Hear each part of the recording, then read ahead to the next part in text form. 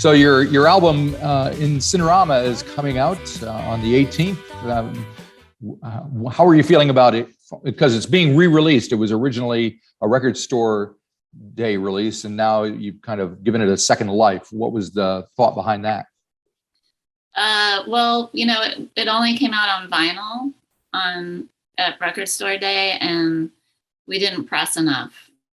Okay. So it oversold, and so there couldn't, a lot of people, well, basically the whole country of France couldn't order any, or Oh dear. which is kind of important, we Yep. wanted it to be available in Europe, the UK, everywhere, but we didn't press enough copies. So All righty. So that's going to be resolved in a couple of weeks. So what was the reaction to it when it originally came out? Did you get kind of good feeling about the fact that people were appreciating this? Oh yeah, it was people really liked it, and it was just sort of a pleasant surprise. You never know. That's true. All righty. So I'm assuming that it must have been recorded at least a year or so ago, because A, it came out in 2021, and B, it has Tony Allen on it, who's sadly no longer with us, but you've got a group of interesting people. But start with Tony. Tell me how you got to be working with him on the record. I did a TV show with him in Paris. It was Bertrand Burela's TV show. So I met him when we were filming the show, and he played drums while I sang one of my songs that I did with Bertrand. And, we got along really well, and I love, I love his drumming and everything. And so I think for about a year, I just sort of kept asking his manager if he might be available to record. And, he's a very, very busy drummer.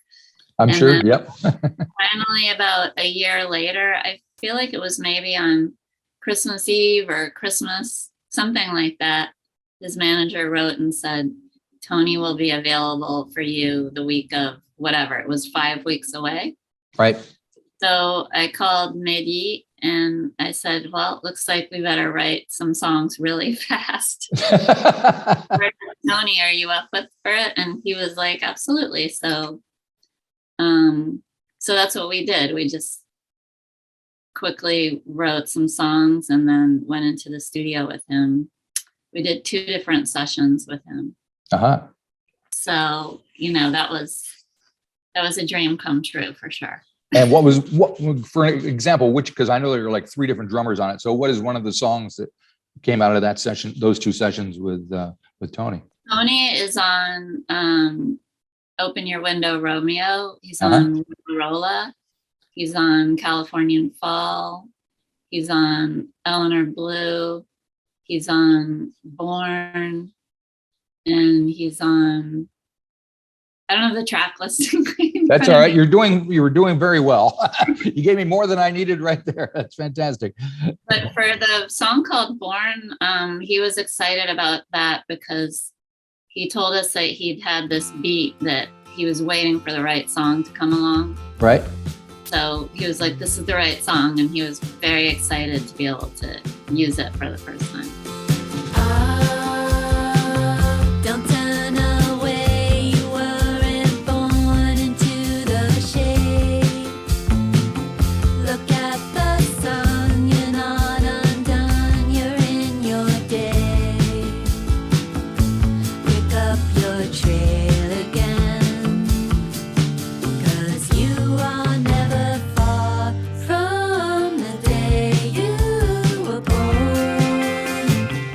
Okay, so you mentioned Mehdi, who's your kind of co-writer and producer. So what was the relationship between he and you and these other folks that were working? Did you all work together, or was it kind of bits and pieces? How were the songs constructed?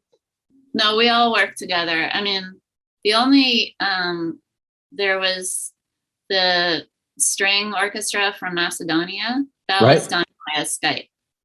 So that was really, otherwise, we didn't do anything via the internet except for that. Okay. except, that string orchestra, they were all together recording. Yep. But yeah, Mehdi and I, we met maybe in 2000, I want to say like 2008. I'd been a big fan of his for years. So we met, and we just, we like a lot of the same things. We got along, and he asked me to sing backing vocals on a song on his album. Right. Called L'Aéroport. I think that might have been like 2010 or something like that. Right. And then the sort of genesis of this whole album was a friend of mine named Jonathan Cowett. He's a film director. He directed a film called Tarnation. Uh-huh. And he asked me and Mehdi to record 2 songs for his new film. So that was Liftoff and Down the Line. And Down the Line is the only cover on In Cinerama. It's right. It's from a film called Bless the Beast and the Children.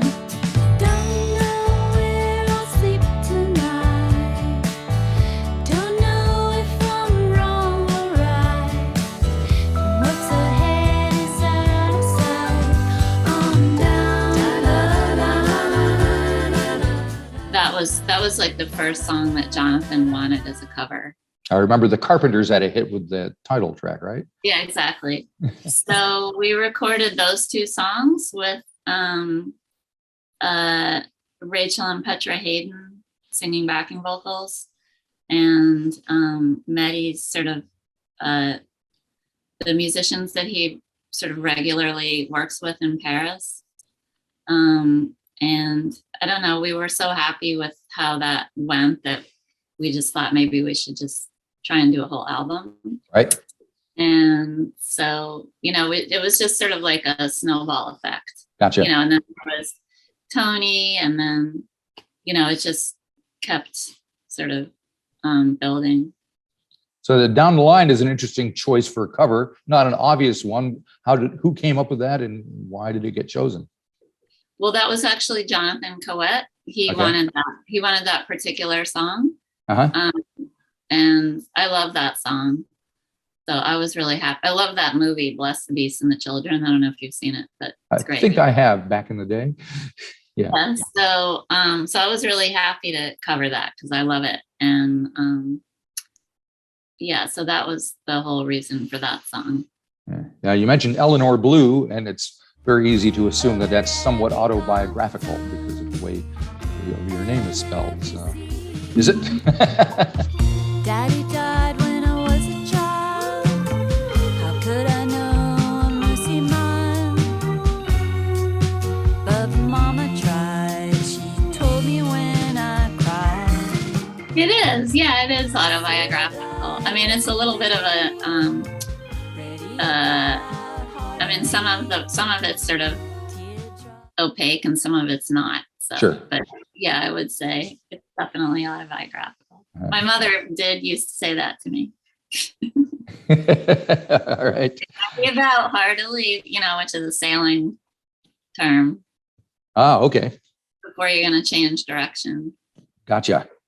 And it seems to have some kind of Beach Boy style harmonies going behind it. And I know you have Marilyn Wilson singing on some of the record. Is she on that one? She's not on that one. She's on the one called Californian Fall. Okay, right. It's actually Mehdi singing all the backing vocals. Really? Yeah, he's amazing. But so Marilyn is on Californian Fall.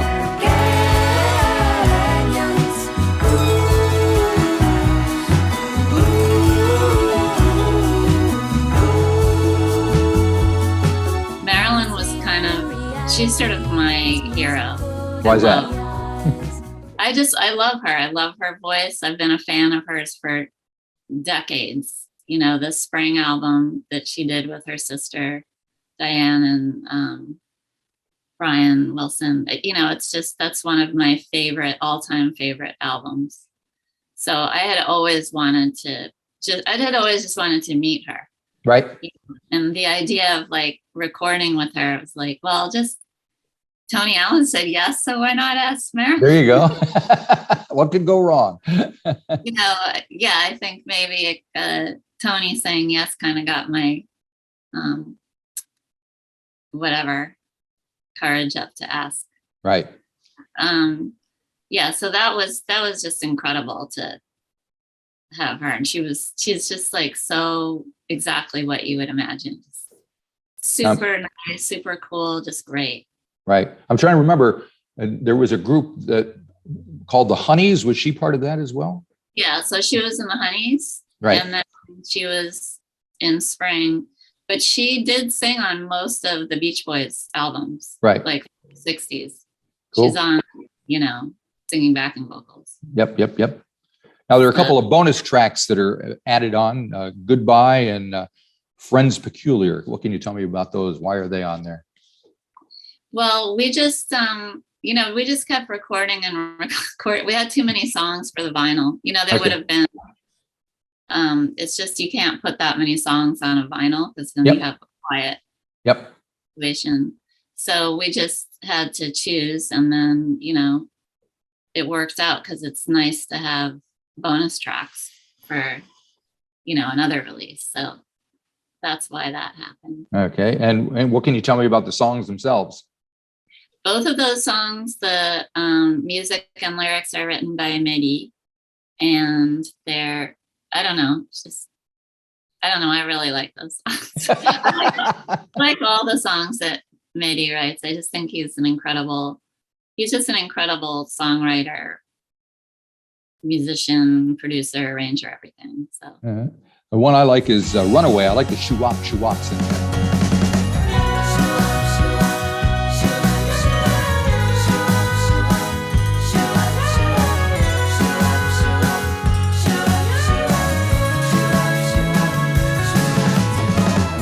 That's Bennett. Do you know Bennett Rogers? I don't think so.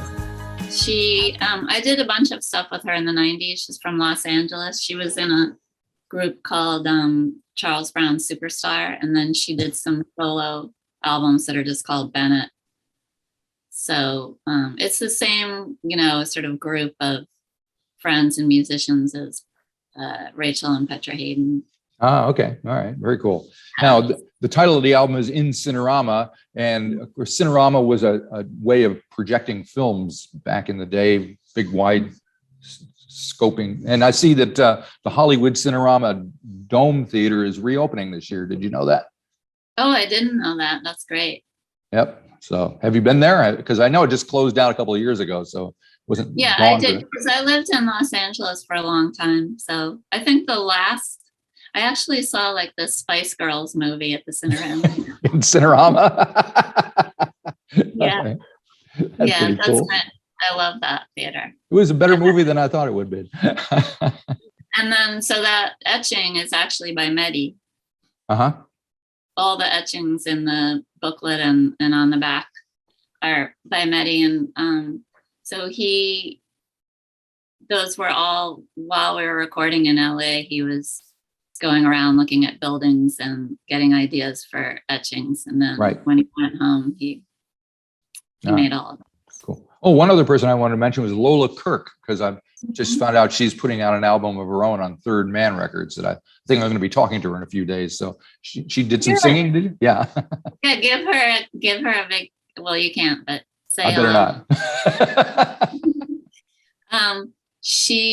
Wait, so what was the question about Lola? Well, just how did she get involved with your record?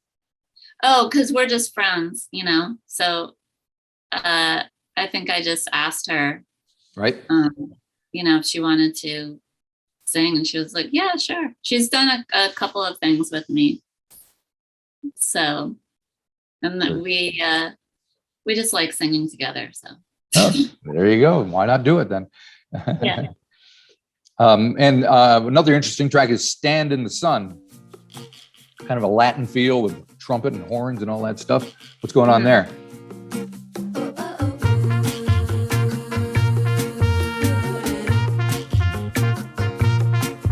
There's a thin line between you and him, but I'm rooting for take me to the place where I'm coming from. I mean, well, that's another track with Tony playing drums. That's Gotcha. the one I caught. Yeah. Oh, yeah. I don't know. That was just it's funny that you say it has a Latin feel, because I know a couple people have said that it Yeah. sounds Mexican or something, but I don't know why I don't hear that. But yeah, that was just, that grew from just the way Tony was playing. I mean, that song was written for him, Right. you know, for us to record with him. So I'm not sure what direction we thought that was going. And then, you know, he just laid down this beat, and then it kind of grew from there. And what I love about his playing is, well, it's obviously Afrobeat. Yep. So just specifically him, that sometimes it just, I don't know, you can sort of go in many, many directions. So I think that song just kind of branched out into a few different directions. Gotcha. So it's been a while since you actually recorded this, and it's just being re-released now. In the meantime, have you been working on other stuff? Yeah, I did an album with a duo from Normandy in France called Stafra.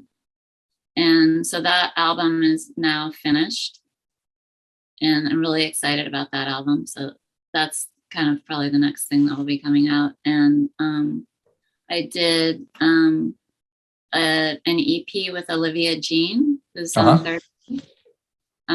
We did that during the pandemic.